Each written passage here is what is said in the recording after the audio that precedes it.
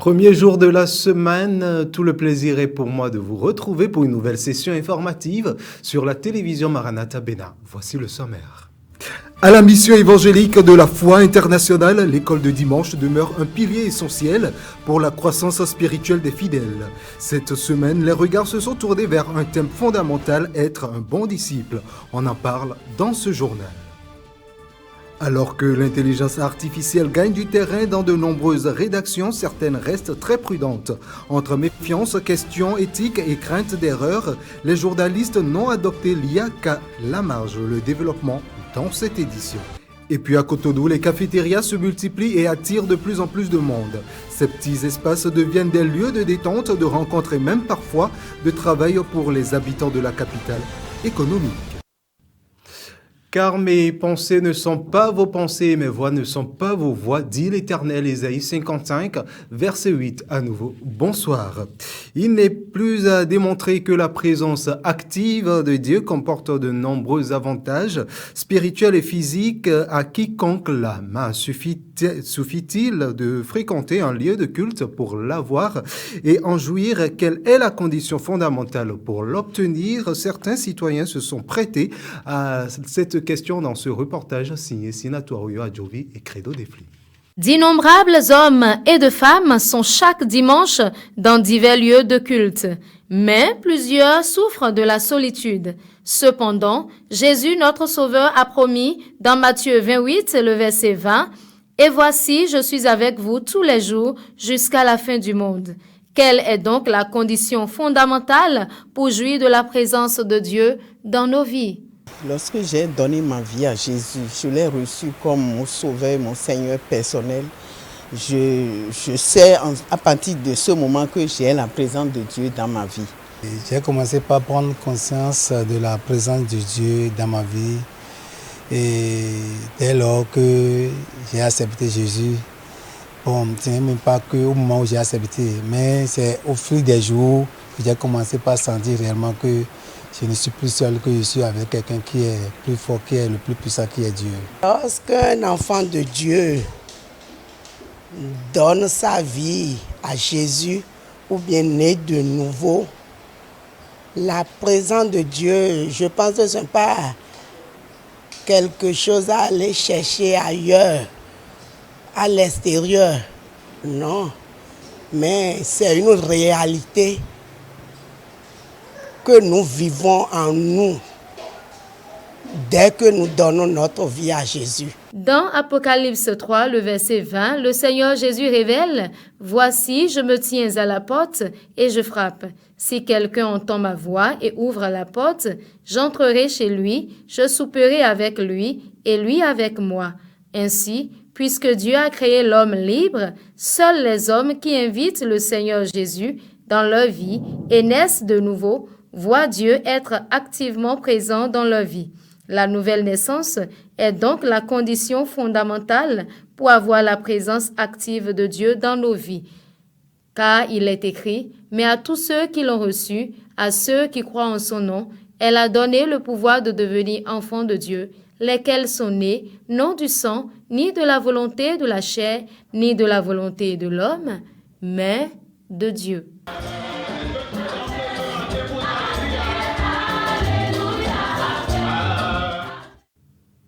À la mission évangélique de la foi internationale, l'école de dimanche demeure un palier essentiel pour la croissance spirituelle des fidèles. Cette semaine, les regards se tournent vers un thème fondamental, être un bon disciple. Bien plus qu'un simple moment d'enseignement, l'école de dimanche reste un espace où la parole s'enracine, où les croyants, enfants, jeunes comme adultes, apprennent à marcher chaque jour selon l'exemple du Christ. C'est un cadre qui façonne les cœurs, fortifie la foi et prépare chacun à servir efficacement dans le royaume. Pour cette séance, l'accent a été mis, bien évidemment, sur l'appel de devenir de vrais disciples. Reportage. À la mission évangélique de la foi, la matinée dominicale a pris une dimension particulière avec la tenue de l'école de dimanche, un rendez-vous pédagogique et spirituel qui permet aux fidèles de s'ancrer davantage dans la connaissance biblique. Pour ce dimanche, la leçon étudiée est le besoin d'être disciple. Répartis en plusieurs classes, selon les catégories d'âge, les fidèles ont bénéficié d'un enseignement permettant aux plus jeunes comme aux adultes d'assimiler la parole de Dieu à leur niveau de compréhension. Être disciple de Jésus, c'est d'abord de porter sa croix, de risquer sa vie pour le suivre. Et il y a des conséquences qu'il faut subir pour être disciple de Dieu. Un disciple, c'est quoi? C'est laisser totalement sa vie à Dieu. Moi, j'ai retenu qu'un bon chrétien doit renoncer à lui-même, mourir à lui-même et suivre Jésus pour vraiment mériter le royaume des cieux. Je ne vais pas dire mériter, mais pour aller au ciel, il faut forcément mourir de ses envies, de sa volonté et de tout ce qui est soi-même pour suivre réellement Christ et être son disciple. Le moniteur a rappelé que le disciple de Christ ne se limite pas seulement à le suivre, mais qu'il doit surtout la vivre. Dès que nous recevons le Seigneur Jésus, le premier pas auquel le Seigneur nous appelle, c'est de le suivre. Ce qui est fait appel au disciple-là. C'est une problématique qui se pose à beaucoup d'enfants de Dieu. Une chose est de naître dans le royaume, mais le fait de naître n'est pas la finalité. Pour atteindre la finalité, c'est qu'il faut devenir tout de suite disciple. Et être disciple du Seigneur, c'est d'accepter d'aller à son école, d'aller à l'école du Maître et d'appliquer ce que le Maître nous dit. En clôturant ce moment d'apprentissage, le pasteur principal a insisté sur la place centrale de l'école de dimanche dans la vie de l'Église. L'école de dimanche est une école qui ouvre ses portes les dimanches et ferme également ses portes les dimanches pour enseigner la parole de Dieu. Oui, la Bible nous a dit d'enseigner la parole et après l'enseignement, c'est à partir de l'enseignement que les gens vont comprendre la parole. Et c'est à partir de cela qu'on peut découvrir qui est Dieu. Donc Dieu veut qu'on ait sa connaissance. Donc c'est à travers l'étude de la parole que nous les fidèles, nous pouvons découvrir qui est Dieu. À travers cet enseignement, l'Église a voulu rappeler que l'école de dimanche reste une véritable pépinière spirituelle, essentielle pour former des disciples enracinés dans la parole de Dieu. Et puis si un autre volet à présent, alors que l'intelligence artificielle gagne du terrain dans de nombreuses rédactions, certaines restent très prudentes. Entre méfiance, questions éthiques et crainte d'erreur, les journalistes n'ont adopté l'intelligence artificielle qu'à une minorité près. Le reportage au sein donc de la radio Maranatha où l'humain reste central est signé Félicité Boton et Aimé Ben. Ici, l'IA existe, mais reste au second plan. Pas d'utilisation massive, encore moins d'automatisation. Les journalistes préfèrent s'appuyer sur leur expérience plutôt que sur des algorithmes. Effectivement, nous avons l'habitude d'utiliser l'intelligence artificielle dans notre rédaction, même si ce n'est pas fréquemment, on l'utilise parfois pour peut-être la correction d'un texte, la correction d'une information, pour faire une certaine recherche parfois. Donc, on ne l'utilise pas fréquemment, mais on l'utilise quand même. Parce que nous sommes à l'ère de l'intelligence artificielle et on ne peut quand même pas s'en passer. Je n'ai jamais utilisé l'intelligence artificielle. Je ne me suis jamais servi de ça pour écrire mes papiers. À vrai dire, je sais l'utilité que cela peut apporter dans notre travail, surtout ce que nous faisons. Je pense que ça peut faire disparaître l'originalité de ce que nous faisons. Surtout dans le métier que nous faisons, se servir tout le temps de l'intelligence artificielle, ça, dans 10 ans ou bien dans 15 ans, on n'aura peut-être plus besoin de nos journalistes à un moment donné parce qu'on va tout le temps utiliser l'intelligence artificielle. Donc moi, je mesure la portée que cela peut apporter dans 5 ans ou dans 10 ans. Aujourd'hui, c'est vrai que nous utilisons pour cela parce que ça nous aide à utiliser certains papiers. Mais dans 5 ans ou dans 10 ans, le métier que nous faisons va disparaître. Ou bien notre importance dans le métier que nous faisons va disparaître parce qu'on n'aura plus besoin de nous. J'ai utilisé une fois ChatGPT. Des fois, je cherche les mots synonymes à quelques mots. L'IA n'est utilisée que comme aide technique. Pas question de générer un article complet.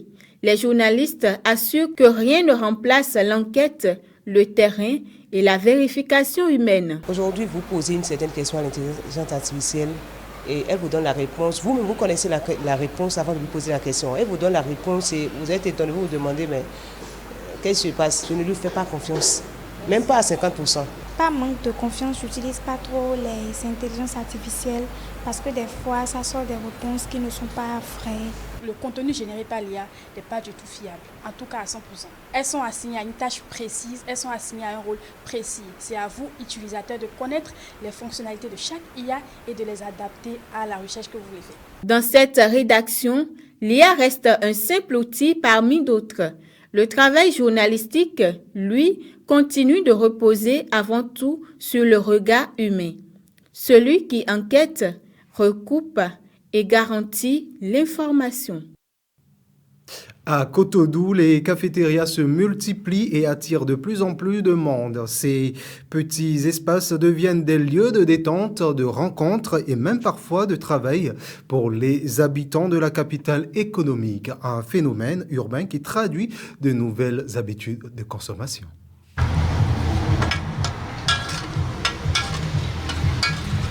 À Cotonou, les cafétérias deviennent de plus en plus présentes dans les quartiers. Ces espaces souvent simples mais accueillants attirent chaque jour des clients de divers horizons. Dans la matinée comme en fin de journée, certains viennent pour prendre leur petit déjeuner. D'autres préfèrent y passer quelques instants pour discuter entre amis ou collègues. Des fois, des fois, tous les jours, nous et nos journées.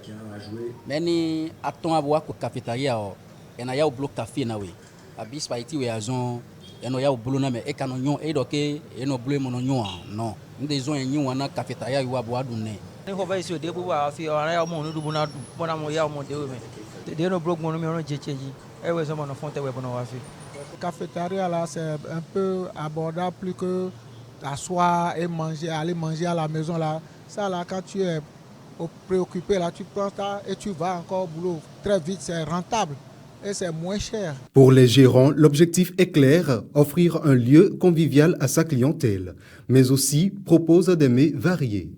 Ici, on prépare spaghetti, même pas du tout spaghetti. Il y a aussi coquillettes, indomie et les petits pois. Si le manger n'est pas bien préparé, nous ne sommes pas là. Donc, cela est très important. Et c'est à nous qui doit de faire ça pour que les clients puissent venir pour manger et bien satisfaire. Sans prétention, les cafétérias s'imposent désormais comme des points de rencontre à Cotonou. C'est un mode de vie qui reflète une génération en quête de liberté, d'expression et de convivialité.